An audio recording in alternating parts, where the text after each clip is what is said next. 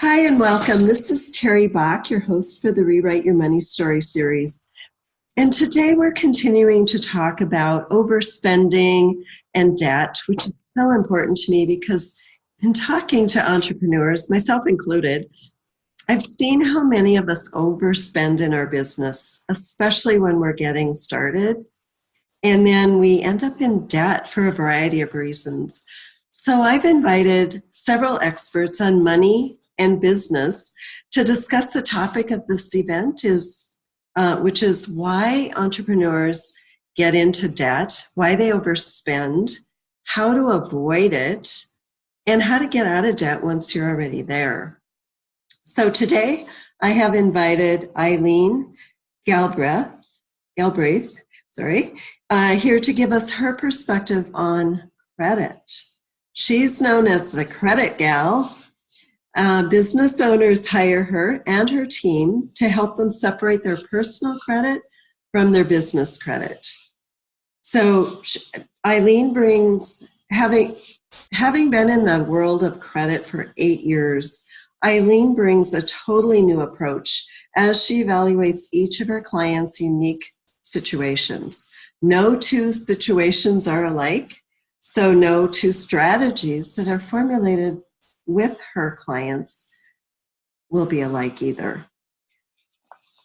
Having a passion for all things credit, Eileen, as the credit gal, will work tirelessly to make sure that you not only have the education, but an easy step-by-step system to get you towards your goals. So welcome, Eileen. Thanks for being here. Oh, hi, Terry. Thank you so much for inviting me. This is such an important topic and such an important program that you have for people. And I'm so happy to be a part of it. Thank you. Thank you. I'd like to hear how you got to where you are. What made you get into the business of working with credit? So I think with most entrepreneurs, we kind of fall into things. And this is what happened with me in the world of credit. So I experienced years ago for me, it was a traumatic experience with my personal credit. I hadn't gone through a divorce. Things kind of happened, and I had to file a personal bankruptcy. Okay. In doing that, the bankruptcy lawyers do not know how to teach you how to recover from that. So that's what started my journey, was to figure out how I could recover, what was this credit world all about. And within a year, I was able to recover. In 2 years, I was able to remove my bankruptcy. They usually stay on for 10. And then I decided to start a business. I was telling everyone what I did, and I was so excited about it. They were like, you know what, Eileen, you really need to do this as a business and help other people, and most specifically entrepreneurs. Yes. Because I am a business credit coach now. I do the personal side as well. And it's important for me to teach the entrepreneurs about their business credit and their personal credit and why you want to separate that. Yes, and why is it important to separate those two? Well, you know, as an entrepreneur, Terry, we all start by using our own personal credit to get started, right? It's a natural thing. We're excited. We need certain pieces of technology. We need some printing or some advertising. We want to do Facebook ads. All of that usually starts with our personal credit cards. Right. And what happens there is, first of all, hopefully people are not solopreneurs. They have incorporated their business, either an LLC, incorporation, an S Corp, a C Corp. Hopefully that has happened in the beginning, because that's the start to separate all of your business expenses from your personal life. And the biggest reason you want to do this is because you are putting your family and your personal assets at risk. There are so many different factors in creating your FICO score, which is the most widely used credit score for your personal life.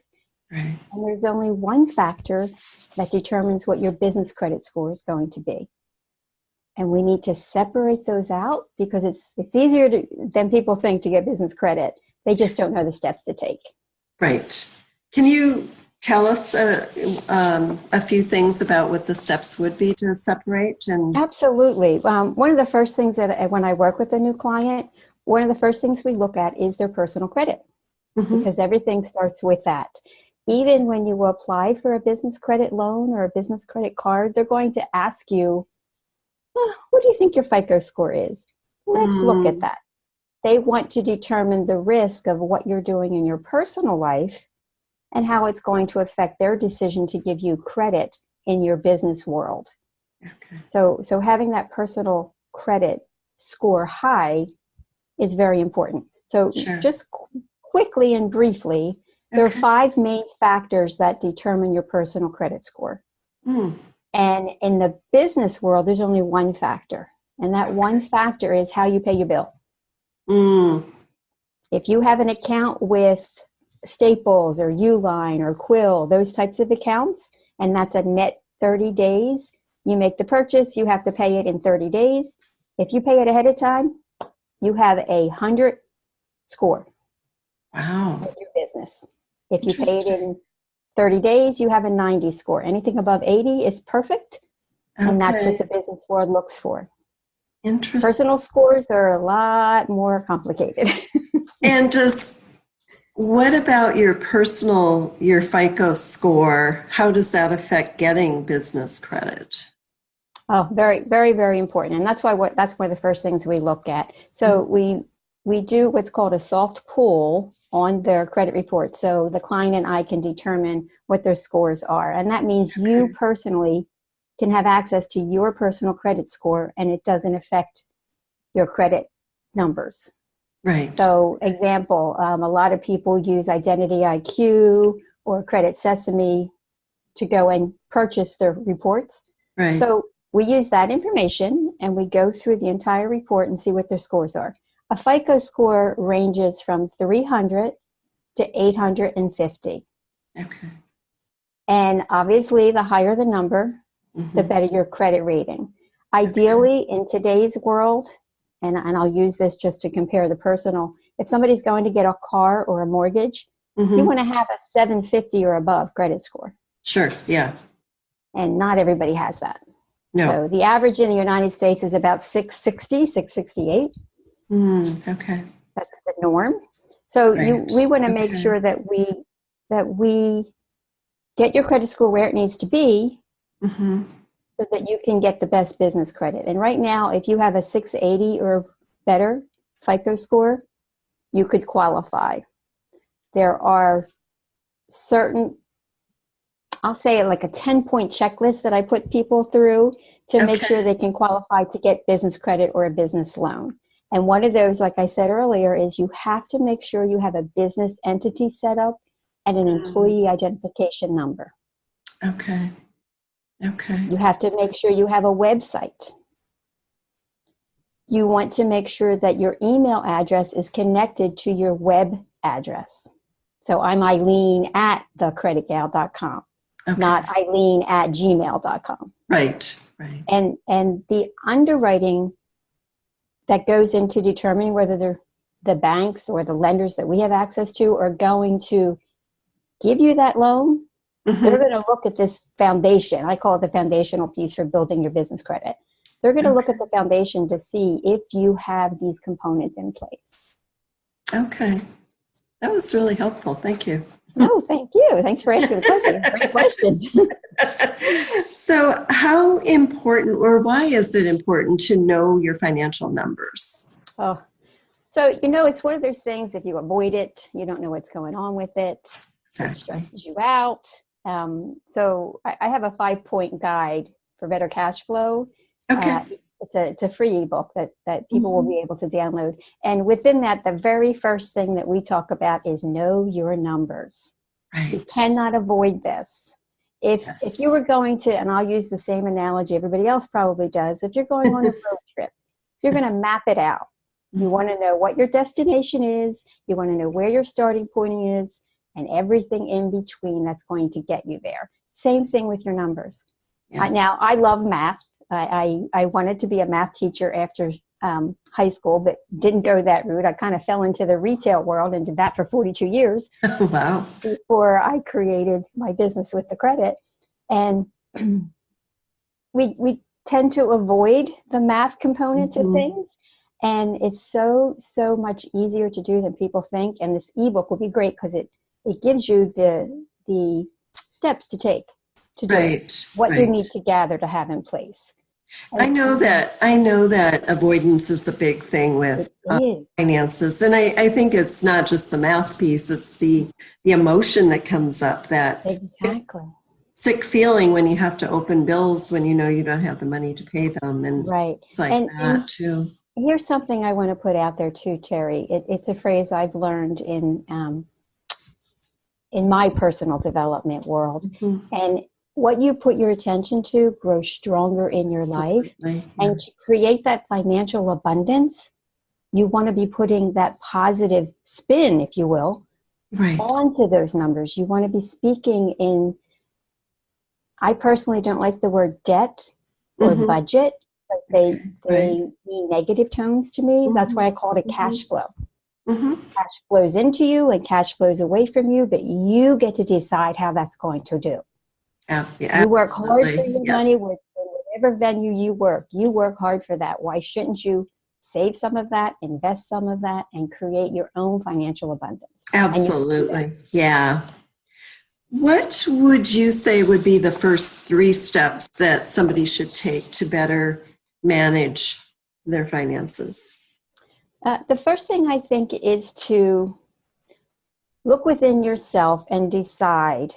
It's all about a decision. Do I want to really know what's going on in my financial world? Mm-hmm. And if I do, then how am I going to go about that? So it's really just taking 30 minutes of your day and just sitting down and saying, okay, I've been doing what I've been doing all this time, and I've been getting what I've been getting all this time. Right.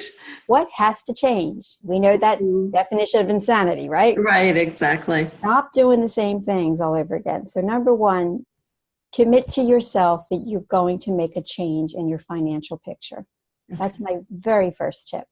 The second thing is to realize that you're going to have to pull some pieces of the puzzle together and get organized with your finances. That's knowing what your take-home pay is if you have a job, knowing what your revenue is with your business. Right. Having these numbers all in one place is going to make it a lot easier. And having your expenses, putting it all on paper.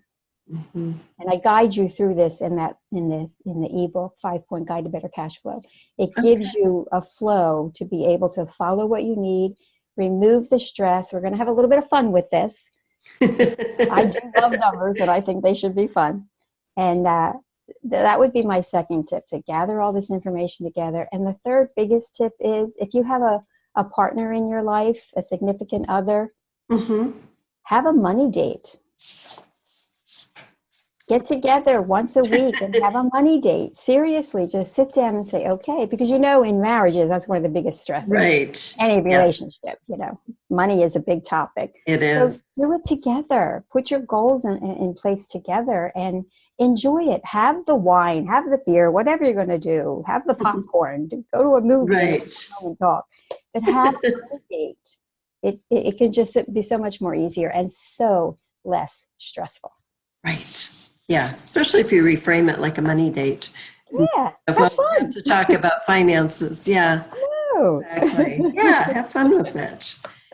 So, are there some easy ways to consolidate debt without it, taking a whole lot of time and money to do it? That's a question I get a lot when I'm working with especially aspiring entrepreneurs, and we look at their personal credit and they're like, I don't know how I can make the next bill. The very next step we take after we've looked at their FICO score and their credit reports is to write it all out. Again, it has to be in front of you. Look at it. And we determine which credit cards should be paid off first. Okay. Which bills they should try to eliminate. For example, just getting rid of the cable for a while might help. Right. I don't want people to be strapped on things, but doing a simple little thing like that. The biggest thing that I look at is, what kind of money do they have that is sitting around not earning them anything? And can we reposition that so that they can invest in something that's going to give them a better rate of return for them rather than a savings account? Right. And we take a look at all of that, because there are investment opportunities out there that people may not be aware of. Other than just keeping money in your 401k plan, that's really not making a whole lot for you. Right. Alternate investments that you can do that can help you create some wealth. So we look at the total picture. Okay, that's great. Let's see. Why? Can you explain a little bit? You've already probably touched on this, but why it's important to have good credit and really how it affects our money? Absolutely. So everything you do is going to revolve around your credit score when it comes to your financial picture. Getting a cell phone contract, they're going to pull your credit. Getting an apartment, most landlords will pull your credit. Getting electricity for your home, they're going to pull your credit. And the big ones obviously is a vehicle or a home. And if you have a lower credit score, right, you're going to have higher interest rates. So you're going to be paying more each month. Right. You can easily avoid that by restructuring how you pay your bills, when you pay your bills, and how much of your credit you use that you have available to yourself. So in the FICO scoring model, the two biggest factors that determine your score, and they take up 65% of your score, how you pay your bills. Okay. Do you pay on time? Do you pay late? One 30-day late payment is going to lower your FICO score significantly. Wow. And the second biggest factor, which is 30%, how much of the available credit that you have do you actually use? So if you have $1,000 credit card and you're using 500 of that every month, that's a 50% usage. Way too high. You want to be under, ideally, 20%. Okay. But the standard is under 30% usage. Okay. And you want to use that card, pay it, use it, pay it on time, pay it ahead of time. That actually counts for better points on your FICO score. No one can tell you exactly how many points it'll raise your score if you do a particular thing. But in my experience of working with people, it helps significantly to do certain steps. Okay. These are great guidelines too. Thank you. Yes, yes. So I had to figure all this stuff out on my own. So I'm sure. so happy to be able to share it with people. Because there's a lot we don't know. That's why the name of my company is actually called Credit Know-How. Okay. I just don't know how to do it. Right. Yeah. No, these are not the things people tell you. No. Yes. So, Eileen, if there were just one piece of advice that you could share about money matters, what would that be? Know your numbers. Make sure that you have something in place, that you have a cash flow system in place that you review on a monthly basis to see where you are. Keep track of what you're spending. It doesn't have to be to the tedious point of how many cups of coffee I got in a day. Right. I'm not into that at all. Do not stress yourself out about that. It's the major things. Keep track. And I think even above that is, what's your goal? What do you want to do? Why are you working? Why do you have a job, or why do you have a business? What are you working towards? As soon as you have that, in the entrepreneurial world, we call it our why.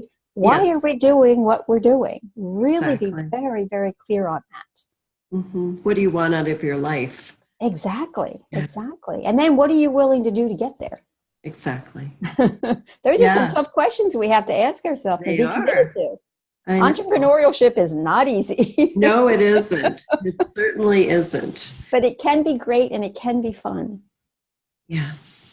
Yes. If you get the things in place and absolutely stuff out about it. Yeah. Well, like everybody says, anything's easy when you know how to do it, right? Right. Exactly. Yes. Yes. So much easier. So you've already talked a bit about your free gift, but would you tell us a little bit more about it? Sure. I just have it's a wonderful ebook. It's called The 5-Point Guide for Better Cash Flow. And just quickly, the 5 points are just, as I've been saying, know your numbers. Prioritize what your savings and spending are going to be all about. Getting your cash flow together. And then what are your goals? Dare to dream again. What do you want to accomplish? Why do we do what we do? And then design that plan and implement it. And by all means, breathe.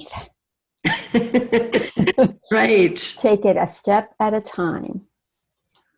This is supposed to be enjoyable. Exactly. Like I said, I love numbers. I'm probably the oddball, but I love numbers. I actually do too. Yeah. And for the audience, you can just click on the button below this video and that will take you directly to Eileen's free gift. So Eileen, thank you so much for being here and talking about all this.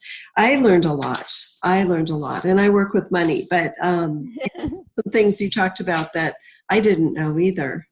So I appreciate all that great information. Oh, you are so welcome. It's my pleasure. And Terry, again, I hope that everyone that's looking at all of these different videos that you've put together and these trainings realizes that it's so important about our money matters that we have to get in the right mindset. Right. And I'm so happy to have been a part of this particular program with you. Thank you so much for inviting me. Oh, thank you for being here.